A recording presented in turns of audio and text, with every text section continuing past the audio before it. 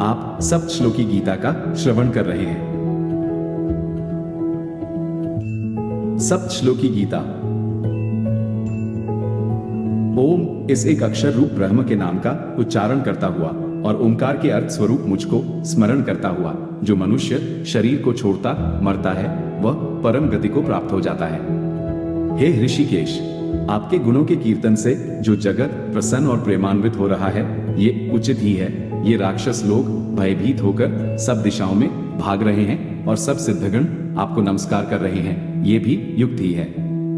वह सब ओर रहने वाले हाथों और चरणों से युक्त है तथा सब ओर रहने वाले आंखों, सिरों और मुखों से युक्त है एवं सब ओर व्यापक रूप से रहने वाली श्रवणेंद्रियों से भी युक्त है और समस्त जगत को व्याप्त कर स्थित है।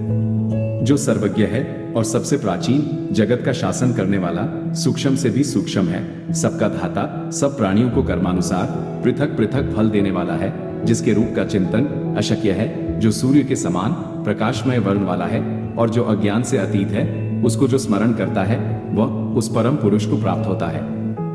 जिसका ऊर्ध्व ब्रह्म ही मूल है और नीचे शाखाएं अहंकार, तन्मात्रा आदि रूप वाली हैं। ऐसे इस संसार रूप अश्वत्थ वृक्ष को अव्यय अविनाशी कहते हैं।